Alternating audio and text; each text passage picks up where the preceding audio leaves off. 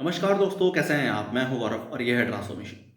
International migration outlook 2025 की report में हमें देखने को मिला कि साल 2020-21 में भारत से लगभग 75,000 डॉक्टर्स और कह सकते हैं लगभग सवा लाख नर्सेस इंडिया से बाहर प्रैक्टिस करने के लिए गए और एक तरीके से वहीं जाके बस गए ओईसीडी कंट्रीज में। अब ये ओईसीडी क्या है? That's the organisation for economic cooperation and development. ये एक 38 कंट्रीज का समूह है, जैसे कि यूएस है, जापान है, जर्मनी है, फ्रांस है, कनाडा है। इस तरह की कंट्रीज है, उनका 38 कंट्रीज का एक समूह है और उसमें भारत के जो डॉक्टर्स हैं, जो भारत में वेल ट्रेंड हुए, भले वो सरकारी हॉस्पिटल से ट्रेंड हुए हों या उनके उन्होंने कंप्लीट उन्होंने एजुकेशन कंप्लीट करी हो अपनी एमबीबीएस एमडीज या एक तरीके से पर्टिकुलर एरिया में research and studies.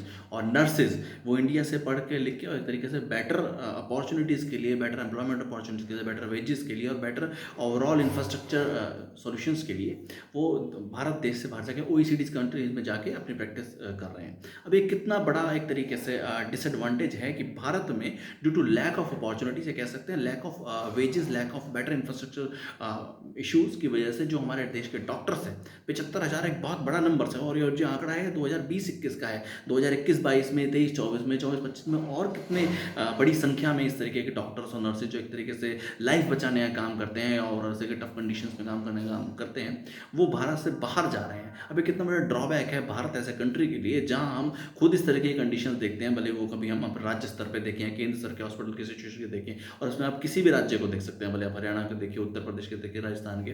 Recently Bihar में इलेक्शन, तो आप बिहार में तो ग्राउंड रिपोर्ट डॉक्यूमेंट्रीज देख ही रहे हैं किस तरीके से उनके हॉस्पिटल्स के हाल हैं। हर साल हम ऐसा देखते हैं कि चमकी बुखार की वजह से काफ़ी सारे बच्चों की, नवजात शिशुओं की जान चलेगी। और हमें सिचुएशंस मध्य प्रदेश में और साउथ के भी काफ़ी हॉस्पिटल देखने को मिलते हैं कि सरकारी हॉस्पिटल क्या हाल है। और उसी समय हम देख पा रहे हैं कि हमारे देश के हज़ारों की तादाद में डॉक्टर्स और ट्रेंड नर्सेज इंडिया से बाहर जा रहे हैं उन सब बेटर अपॉर्चुनिटीज़ के लिए। और उसके बाद इस रिपोर्ट के थ्रू बताया भी गया कि किस तरीके से ये जब इन सब कंट्रीज़ में जाते हैं, जो कि ओईसीडी का जो कंट्रीज़ का जो समूह है, उसके अंदर वो किस तरीके से पहले बेसिक ट्रेनिंग दी जाती है, बेटर वेजेस दिए जाते हैं, बेटर एम्प्लॉयमेंट अपॉर्चुनिटीज़ मिलती है, बेटर रेजिडेंशियल अपॉर्चुनिटीज़ मिलती हैं। तो ये सब कंट्री इन सब चीज़ों, हेल्थ केयर पर कितना ज़्यादा फोकस करती है। और ये समय है कि इस तरीके की रिपोर्ट्स देखने के बाद, इन सब चीज़ों को समझने के बाद हमें ये समझना कि जो भारत का नागरिक है, जो भारत का पढ़ा लिखा नागरिक है, उसकी कितनी ज़्यादा इन सब चीज़ों पे फोकस करता है। और ये इंश्योर करना है कि उनको वो सब फैसिलिटीज़ इंडिया में ही मिल पाए, ताकि अपना जो कैरियर है, उनकी जो एजुकेशन है, उसका फ़ायदा भारत को ही मिल पाए और ओवरऑल राज्य के स्तर पे